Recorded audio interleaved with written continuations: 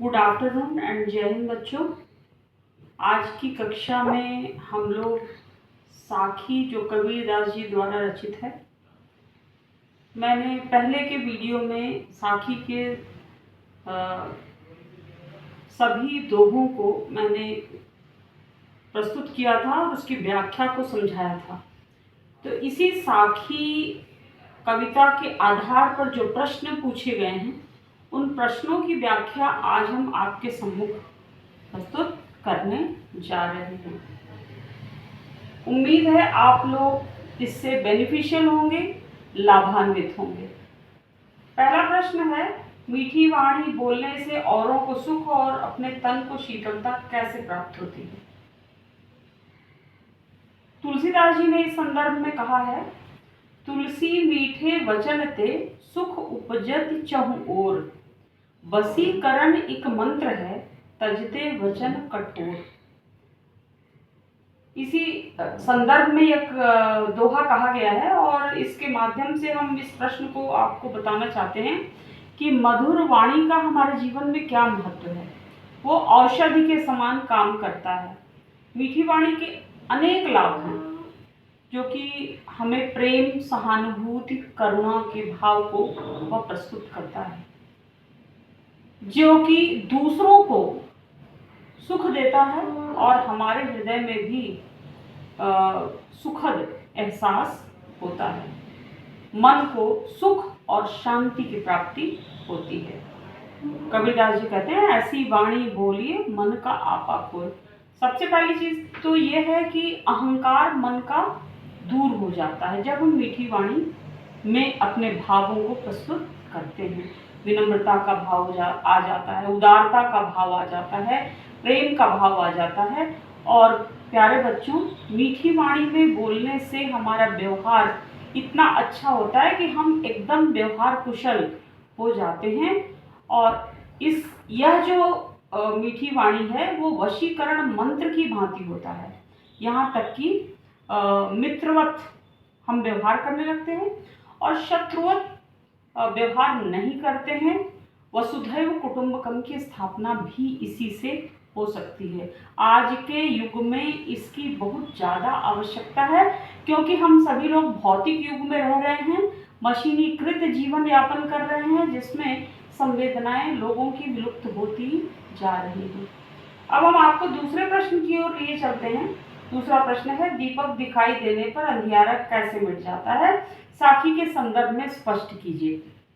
कबीरदास जी का मानना है कि जो साधक, जो भक्त अनवरत गति से प्रभु की भक्ति में लीन रहते हैं और अपने मन के अहंकार को दूर कर देते हैं, तो ईश्वर ही यत्र तत्र सर्वत्र व्याप्त हो जाता है। मन रूपी मंदिर में ईश्वर की सत्ता विराजमान होती है और उसका एहसास हमें होने लगता है। यहाँ तक कि मन के अंदर जितने विकार रूपी अंधकार हैं वो सभी दूर हो जाते हैं। क्रोध, मोह, लोभ, ये सभी अंधकार के प्रतीक हैं। तो इन सभी से मुक्ति जब एक साधक पा जाता है, एक भक्त पा जाता है, तो उसके दोनों भ्रूलताओं के बीच में एक सिंबल यानी कि प्रतीक रूप में दीपक दिखाई देता है। वह दीपक ईश्वर का प्रतीक होता है कि ईश्वर ने आपकी सच्ची श्रद्धा भक्ति को स्वीकार कर लिया है। तो हमें क्या करना चाहिए? अपने मन के अहंकार को दूर करके हमें प्रभु को याद करना चाहिए, तभी हमारा जीवन धन्य हो सकता है। तीसरे प्रश्न में कबीरदास जी ने कहा है, यानी तीसरा प्रश्न है, ईश्वर कण कण में व्याप्त है पर हम उसे क्यों नहीं देख पाते हैं? ईश्वर कण कण में व्याप्त है। हम सभी लोग पुस्तकीय भाषा में भी पढ़ते हैं, सभी जगह जितने भी ऋषि मुनि हैं उन लोगों ने भी कहा, और इसका एहसास भी हमें होना चाहिए। यदि कण कण में ईश्वर नहीं होता तो इस धरती के मिट्टी में कैसे बड़े हर प्रकार के अनाज, मेवे और फसल इत्यादि कैसे उत्पन्न हो सकते थे? तो यह ईश्वरीय गुण है जो कि जड़ पदार्थ और चेतन पदार्थ जड़ और चेतन में वो फर्क ईश्वर नहीं करता, सभी के हृदय में ईश्वर विराजमान होता है, लेकिन हम उसको इसलिए नहीं देख पाते क्योंकि हमारे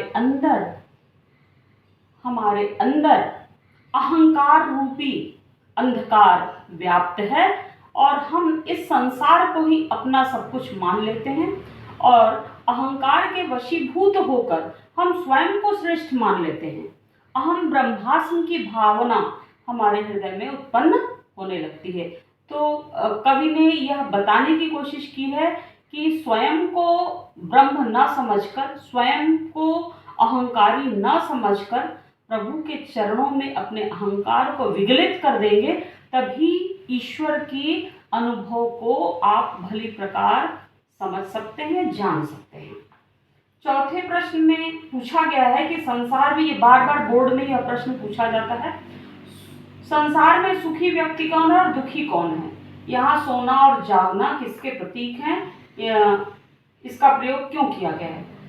कबीरदास जी कहना यह चाहते हैं, सुखिया सब संसार है, खावे और सोवे।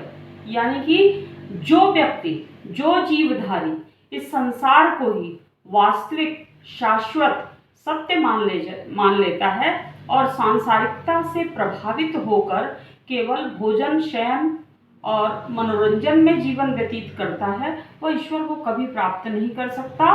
वो इसी को अपना परम सुख मान लेता है।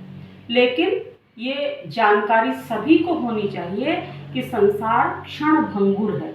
आज है संसार और कल नहीं भी रहेगा। यानी कब हम अपने इस शरीर को, इस जड़ शरीर को छोड़ देंगे, इसका एहसास हमें भी नहीं है, किसी को भी नहीं होता। अगले पल क्या होने वाला है कोई नहीं जानता। तो संसार को सर्वोत्तम सुख का कारण हमें नहीं मानना चाहिए। हमने जब मानव तन धारण किया उस वक्त हमने ईश्वर से वादा किया था कि हम इस संसार में जाकर सिर्फ आपका गुणगान करेंगे और आपकी भक्ति में ही चरम शक्ति का एहसास हमें होगा। तो उस वादे को संसार में आकर हम भूल जाते हैं। कबीरदास जी कहते हैं कि ये सांसारिक सुखों को आप ना अपनाएं और हमारे मन में प्रभु के प्रति जागृतावस्था होनी चाहिए और हमें उसके विषय में हमें अपना जीवन व्यतीत करना चाहिए। सोना और जागना किसका प्रतीक है? सोना जो है सोना यानी कि शयन करना इस बात का प्रतीक है कि हम ईश्वर से अभिन्न हो गए हैं और हमारी अज्ञानता को सोना दर्शाता है। लेकिन जागना इस बात का प्रतीक है कि हम प्रभु के लिए अपना जीवन व्यतीत कर रहे हैं, उनकी भक्ति में ही मुक्ति का एहसास हम ढूंढ रहे हैं, यानी जागृतावस्था। और साधारण मनुष्य सुप्तावस्था में रहते हैं, जागृतावस्था में नहीं रहते हैं। इस सत्य को कबीर ने अपने साधना के कारण ही समझ पाए हैं और सभी को वो उपदेश भी दे रहे हैं, शिक्षा भी दे रहे हैं कि हमें संसार में रहकर संसार को ही सब कुछ नहीं मान लेना चाहिए। आगे पांचवा प्रश्न है, अपने स्वभाव को निर्मल रखने के लिए कबीर ने क्या उपाय सुझाया है? सभी लोग जानते हैं कि जो है जितने भी आलोचक हैं उन आलोचकों से हम दूरी बनाकर रखते हैं।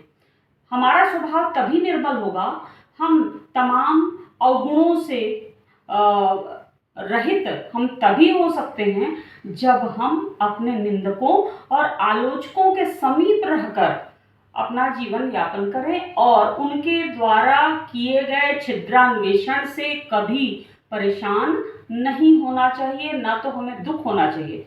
अपितु ऐसा अपनी आलोचना सुनकर अपने अंदर के अवगुणों को दूर कर देने की कोशिश करनी चाहिए।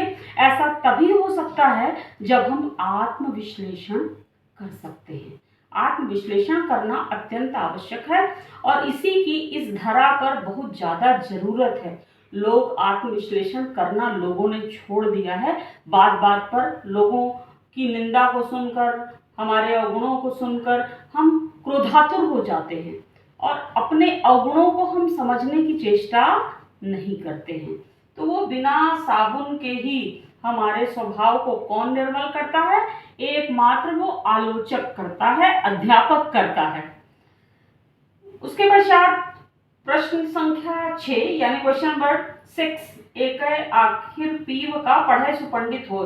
इस पंक्ति के द्वारा कवि श्रेष्ठ महान कवि कबीरदास जी ये कहना चाहते हैं कि जो व्यक्ति परमपिता परमेश्वर को ही परम सत्य मानता है और उसके प्रति अपनी प्रेमा भक्ति को प्रकट करता है, केवल शास्त्र ज्ञान को ही सबसे बड़ा कारण नहीं मानता, शास्त्र ज्ञान में लिप्त होकर उसी शास्त्र में प्रभु को ढूंढने की कोशिश लोग करते हैं, तो ऐसा नहीं होना चाहिए। जो लोग शास्त्रार्थ और शास्त्र ज्ञान में अपना पूरा जीवन व्यतीत कर देते हैं और स्वयं को पूरे संसार में सबसे बड़ा ज्ञानी पंडित घोषित करते हैं, यह पूर्णतया गलत है। क्योंकि हम शास्त्र पुराण को जानकर जब हम दुनिया के सामने पेश आते हैं तो हमारे अंदर कहीं न कहीं अहंकार की प्रवृत्ति आ जाती है और हमारे अंदर वही अज्ञानी मनुष्यों की भांति तीतर बटेर की लड़ाई में हम लिप्त हो जाते हैं। क्वेश्चन नंबर 7 कबीर की उद्धृत साखियों की भाषा की विशेषता स्पष्ट कीजिए। कबीरदास जी कहते हैं कि उनकी जो भाषा है वो क्या है? मसी कागज छुयो नहीं कलम गही ना हाथ। उन्होंने कभी स्याही को स्पर्श नहीं किया, न कलम को स्पर्श किया और न ही पुस्तक को अपने हाथ में लिया। अर्थात अनगढ़ भाषा में उन्होंने पूरी दुनिया को रास्ता दिखाया है। सब पथगामी होकर सत्यान्वेषी होकर उन्होंने पूरे संसार का मार्गदर्शन किया है। तो उनकी भाषा अनगढ़ है, पंचमेल खिचड़ी वाली भाषा है और जिसको कि हम सधुक्कड़ी भाषा भी कह सकते हैं, क्योंकि वो सत्संग किया करते थे। विभिन्न प्रकार के साधुओं के समीप रहकर लोगों की क्षेत्रीय भाषाओं को वो स्वीकार कर लिया करते थे। धन्यवाद बच्चों। आज की कक्षा में हम 7 प्रश्नों को हमने स्पष्ट कर दिया। आप इसको मनन करके, चिंतन करके और लेखन कार्य करें, यही हम कहना चाहते हैं।